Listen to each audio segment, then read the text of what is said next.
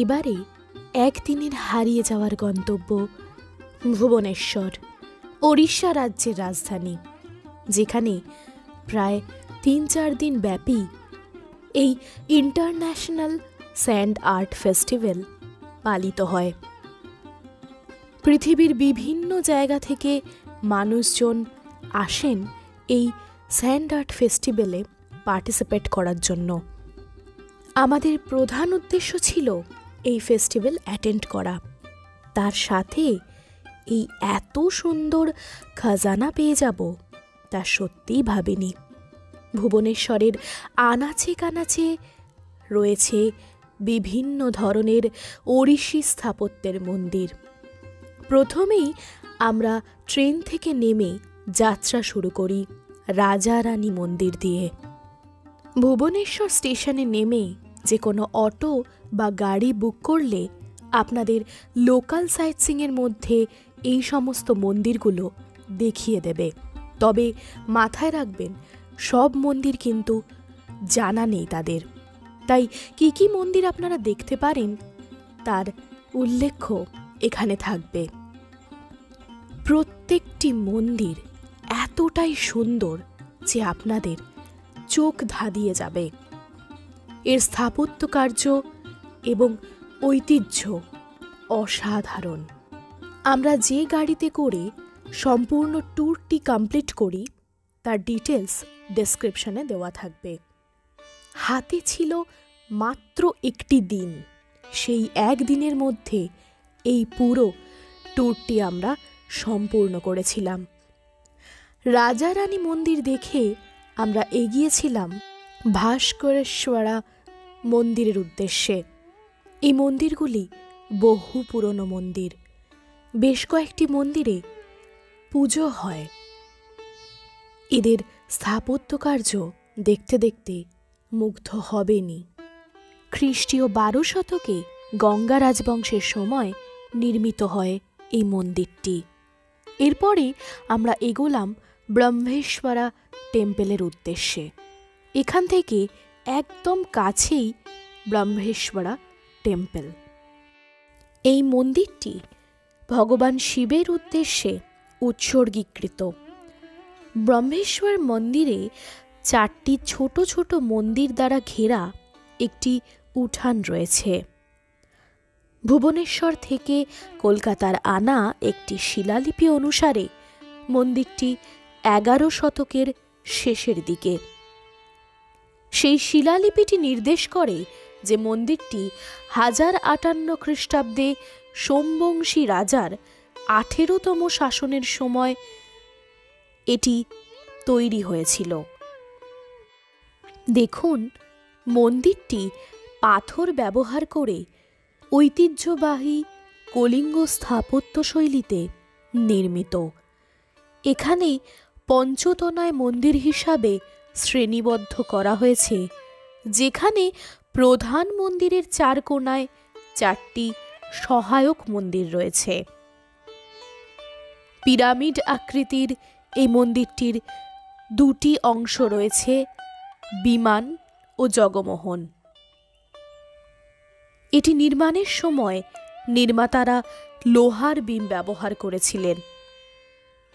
মুক্তেশ্বর মন্দিরে প্রথম পাওয়া সিংহের মাথার মূর্তিগুলোর জন্য জগমোহন বিখ্যাত। বেলে পাথরের দেওয়াল এবং ভিতরের কাঠের কাঠামো সত্যি উল্লেখ করার মতো। দেখুন, এই ব্রহ্মেশ্বর মন্দির তার শৈল্পিক ভাস্কর্যের এক অনন্য রূপ তুলে ধরেছে। বিশেষ করে মন্দিরের টাওয়ার এবং বারান্দার ভাস্কর্যগুলি অসাধারণ। এই মন্দিরের ভিতরে তান্ত্রিক সম্পর্কিত কিছু ছবিও রাখা হয়েছে। মন্দিরের বাইরের দেওয়ালে বেশ কিছু দেবদেবীর মূর্তি, পাখি, পশু এবং কিছু ধর্মীয় দৃশ্যের খোদাই করা রয়েছে। এরপর এগোলাম মুক্তেশ্বরা মন্দিরের উদ্দেশ্যে। এই মন্দিরটি 950 থেকে 975 সেঞ্চুরির সময়কালের কাছাকাছি নির্মিত হয়েছিল। ভগবান শিবকে উৎসর্গীকৃত এই মন্দিরটি, যিনি মুক্তির প্রভু মুক্তেশ্বর হিসাবে পূজিত হন। এটি কলিঙ্গ শৈলীর স্থাপত্যের প্রথম নিদর্শনগুলির মধ্যে একটি হিসাবে পরিচিত। এই মন্দিরটি সুন্দর এবং জটিল খোদাইয়ের জন্য অসাধারণ রূপ নিয়েছে। এটিকে ভুবনেশ্বরের কলিঙ্গ শৈলীর অন্যতম সেরা উদাহরণ হিসাবে বিবেচনা করা হয়। এখানে অন্তর্নিহিত বৌদ্ধ শৈলীর স্থাপত্য নকশাও দেখা যায়। মন্দিরটিতে প্রতিদিন লক্ষ লক্ষ দর্শনার্থী আসে, শুধু ভারত থেকে নয়, সারা বিশ্ব থেকে। এটি ভুবনেশ্বরের অন্যতম প্রধান পর্যটন আকর্ষণ। এই মন্দিরের একটি প্রধান প্রবেশদ্বার রয়েছে, যাকে মুক্তেশ্বর তোরণ বলা হয়। তাছাড়া এটি একটি বিশাল উঠান দিয়ে ঘেরা। এটি এককোষী কাঠামো এবং জটিল খোদাই ও ভাস্কর্য দ্বারা সজ্জিত। হিন্দু পুরাণের দৃশ্যগুলিকে চিত্রিত করা হয়েছে। এই মন্দিরটির মধ্যে বেশ কয়েকটি উপাসনালয় রয়েছে, যার মধ্যে শিবের উপাসনালয় এবং ভগবান বিষ্ণুকে উৎসর্গ করা একটি মন্দির আছে। এর উল্লেখযোগ্য বৈশিষ্ট্য হল সুন্দর এবং অসাধারণ খোদাই কার্য, যা আমাদের তাজ্জব বনিয়ে দেয়। আর এই জটিল ভাস্কর্য দ্বারা সজ্জিত, যা রামায়ণ এবং মহাভারতের দৃশ্যসহ হিন্দু পুরাণের দৃশ্যগুলোকেও চিত্রিত করে। মন্দিরটিতে বেশ কিছু সুন্দর খোদাই করা স্তম্ভ রয়েছে, যেগুলিকে কলিঙ্গ শৈলীর স্থাপত্যের উৎকৃষ্ট উদাহরণ বলে মনে করা হয়। এখান থেকে আমরা এগোলাম পরশুরামেশ্বরা মন্দিরের উদ্দেশ্যে। ঐতিহাসিকদের মতে মন্দিরটি খ্রিস্টীয় 7ম শতাব্দীতে দ্বিতীয় মাধবরাজ দ্বারা নির্মিত হয়েছিল। এটা বিশ্বাস করা হয় যে শৈব ধর্মের পাশাপাশি শক্তি ধর্মের, অর্থাৎ কিনা দেবী শক্তির উপাসনার মহান ভক্ত ছিলেন এই রাজার বংশ। 1903 সালে মন্দিরটি সংস্কার করা হয়েছিল এবং গর্ভগৃহের ভিতরের ছাদে কিছু পরিবর্তন করা হয়। পরশুরামেশ্বরা মন্দিরে পালিত প্রধান উৎসব হল পরশুমাষ্টমী। হিন্দু ক্যালেন্ডার অনুসারে এই উৎসবটি আষাঢ় মাসে পড়ে। এই মন্দিরটি কলিঙ্গ শৈলীর স্থাপত্যের জন্য পরিচিত। মন্দিরের শিখর পঞ্চরথ শৈলীতে ডিজাইন করা হয়েছে। মন্দিরটি 2টি প্রধান অংশে বিভক্ত, যার মধ্যে রয়েছে গর্ভগৃহ এবং প্রার্থনা কক্ষ। প্রার্থনা হলের প্রধান প্রবেশদ্বারে হাতির সূক্ষ্ম খোদাই করা আছে। এই মন্দিরের সূক্ষাতি সূক্ষ্ম কাজ সত্যি আমাদের অবাক করে। ভুবনেশ্বরে আমাদের যে চেনা পরিচিত মন্দিরগুলি রয়েছে, তারও বাইরে যে এই অসাধারণ শিল্পকর্মের উপস্থাপনা পাওয়া যায়, তা এখানে না এলে হয়তো জানতেই পারতাম না। এবং ভুবনেশ্বরের প্রতি জায়গায় জায়গায় আপনারা দেখতে পাবেন এই সুন্দর কাজের দৃষ্টান্ত। সত্যি এত সুন্দর খোদাই কার্য খুব কম জায়গাতেই দেখা যায়। ভুবনেশ্বর হচ্ছে মন্দিরের শহর। এই দেখুন এখানে কি কি জায়গা, কোন কোন মন্দির আপনারা ঘুরতে পারেন এই পুরো ভুবনেশ্বর শহরটিতে, তার ছোট্ট ম্যাপ করে দেওয়া আছে। প্রচুর মন্দির এখানে বিদ্যমান। আমরা হয়তো কয়েকটি মন্দিরই দেখতে পেরেছিলাম, কারণ হাতে সময় অত্যন্ত কম ছিল। এবার আমরা এগোলাম দৈতেশ্বরা টেম্পলের উদ্দেশ্যে। মন্দিরটির কিংবদন্তি অনুসারে এই স্থানে সতীর দাঁত পড়েছিল সেই পর্বে যখন সত্যযুগে সমস্ত শক্তিপীঠগুলো তৈরি হয়েছিল। এরপর গেলাম কেদার গৌরী মন্দিরের উদ্দেশ্যে। এই মন্দিরের নির্মাণ সম্পর্কে কয়েকটি পৌরাণিক কাহিনী রয়েছে। কেদার এবং গৌরী নামে এক দম্পতি প্রেমে পড়েছিলেন এবং একে অপরকে বিয়ে করতে চেয়েছিলেন। তাদের গ্রামের লোকেরা তাদের বিরুদ্ধে থাকায় এই মন্দিরে এসে তারা আশ্রয় নিয়েছিলেন এবং এইখানেই সেই মন্দিরটি। এরপরে পৌঁছালাম অনন্ত বাসুদেব টেম্পলে। এই মন্দিরটি ত্রয়োদশ শতাব্দীতে নির্মিত হয়েছিল এবং এখানে কৃষ্ণ, বলরাম ও সুভদ্রার সম্পূর্ণ মূর্তি পূজা করা হয়। মন্দিরটি রাজা ভানুদেবের রাজত্বকালে অনঙ্গ ভীমা তৃতীয়ের কন্যা চন্দ্রিকা দেবীর সময়কালের। মন্দিরের সামনেই রয়েছে বিন্দুসাগর লেক এবং এখানে রাতের বেলা লাইট অ্যান্ড সাউন্ড শো হয়। এরপর পৌঁছালাম ভবানী শঙ্কর টেম্পল। বেশ ভগ্নপ্রায় অবস্থায় রয়েছে এই মন্দিরটি। এর পাশেই রয়েছে লিঙ্গরাজ মন্দির এবং লিঙ্গরাজ মন্দিরের সামনে রয়েছে এই পুকুরটি। লিঙ্গরাজ মন্দিরের ভিতরে ক্যামেরা নিষিদ্ধ, তাই চাইলে আপনারা পুজো দিতে পারেন নিজের ক্যামেরা এবং অন্যান্য দ্রব্যাদি বাইরে রেখে।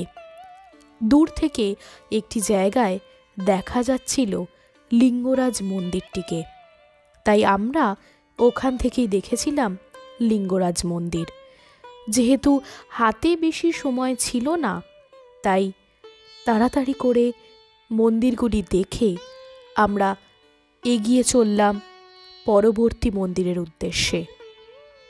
এখানে এসে আপনারা পুজোর জন্য বেশ খানিকটা সময় কাটাতে পারেন। সামনে যেটি দেখতে পাচ্ছেন এটি হচ্ছে লিঙ্গরাজ মন্দির।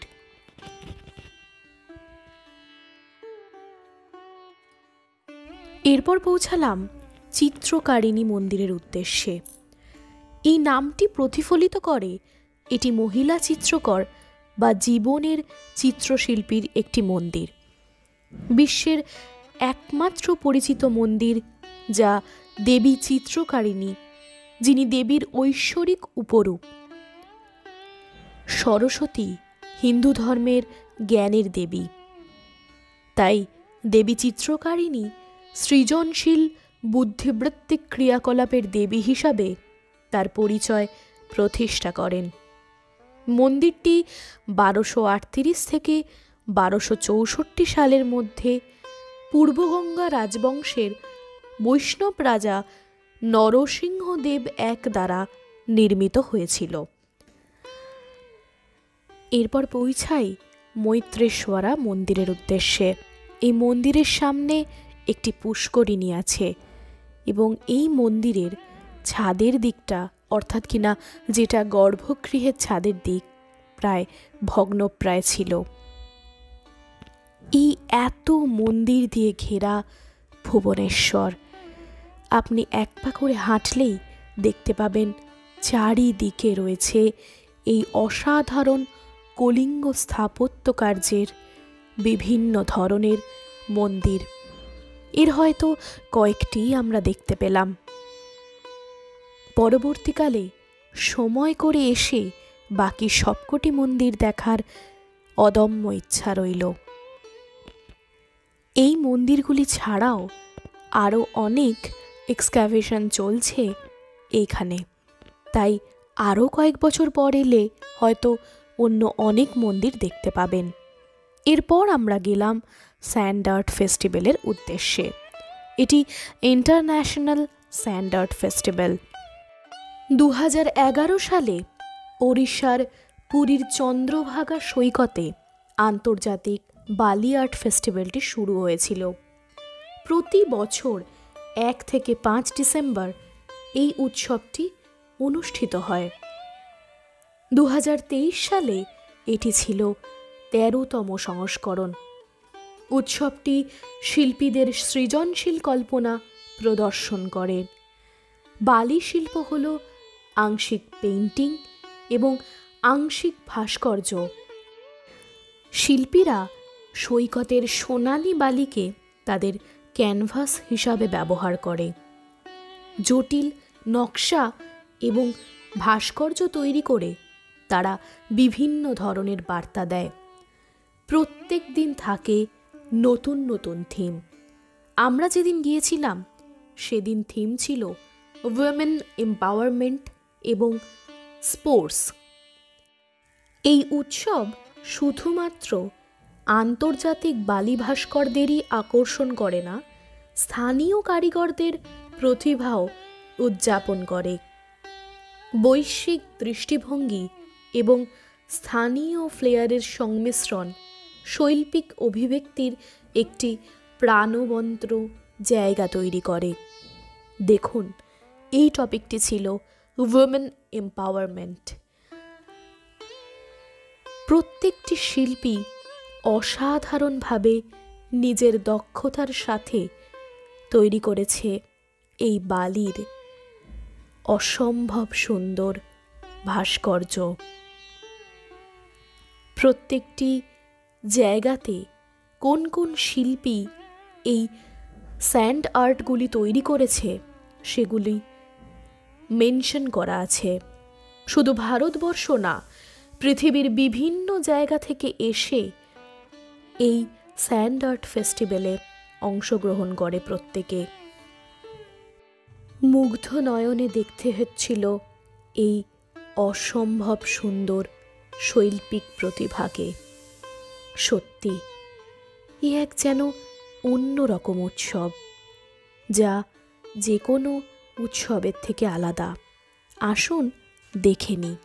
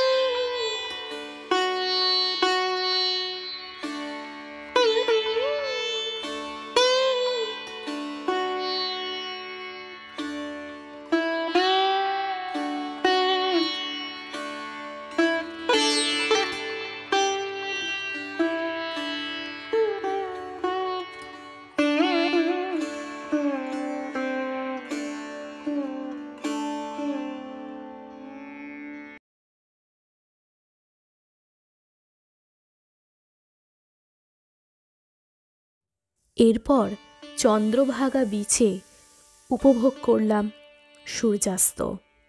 অসাধারণ সুন্দর সমুদ্র সৈকত। সারাদিনের ক্লান্তি যেন নিমেষে জুড়িয়ে যায়। সমুদ্রের হাওয়া, অসাধারণ সুন্দর স্যান্ড আর্ট ফেস্টিভ্যাল, সাথে ছিল ওড়িশি স্থাপত্যকলার বিভিন্ন মন্দির। দিনটা সত্যি অসাধারণ। এরপর আমাদের পরিকল্পনা ছিল কোণারক মন্দিরের লাইট অ্যান্ড সাউন্ড শো দেখতে, কিন্তু যেহেতু সেখানে ফেস্টিভ্যাল চলছিল তাই লাইট অ্যান্ড সাউন্ড শো বন্ধ ছিল। তাই কোণারক মন্দিরকে বাইরে থেকে দেখে পাশের যে মিউজিয়ামটি ছিল সেই মিউজিয়াম আমরা দেখি কিছুক্ষণের জন্য। কোণারক মন্দিরের উৎপত্তি, তার হিস্ট্রি এবং কি কি প্রাধান্য রাখে এই ইতিহাসে তার ছোট্ট বিবরণ এই মিউজিয়ামে দেওয়া আছে। এখানে কিছুক্ষণ সময় কাটিয়ে আমাদের ফেরার পালা।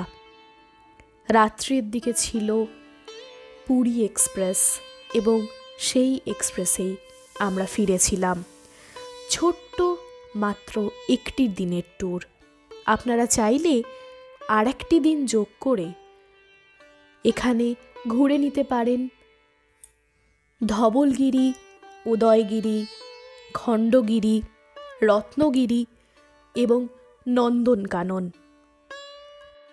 এই ইন্টারন্যাশনাল স্যান্ড আর্ট ফেস্টিভ্যাল ছাড়াও আরও একটি ফেস্টিভ্যাল এখানে চলছিল, সেটি হচ্ছে কোণারক ফেস্টিভ্যাল। ওপেন এয়ার অডিটোরিয়ামে বিভিন্ন ধরনের নৃত্যের উপস্থাপনা।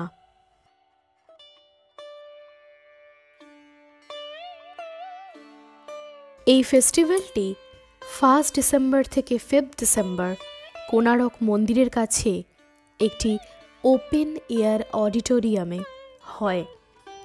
আমরা যেদিন গিয়েছিলাম সেদিনকে পরিবেশনা হচ্ছিল ওড়িশি নৃত্য এবং সেটির দায়িত্বে ছিলেন দেবদাসী, রোজালিন মহাপাত্র, এনাদের গ্রুপ। অসাধারণ সুন্দর নৃত্য পরিবেশনা আমরা দেখলাম। এরপর আমাদের বাড়ি ফেরার পালা।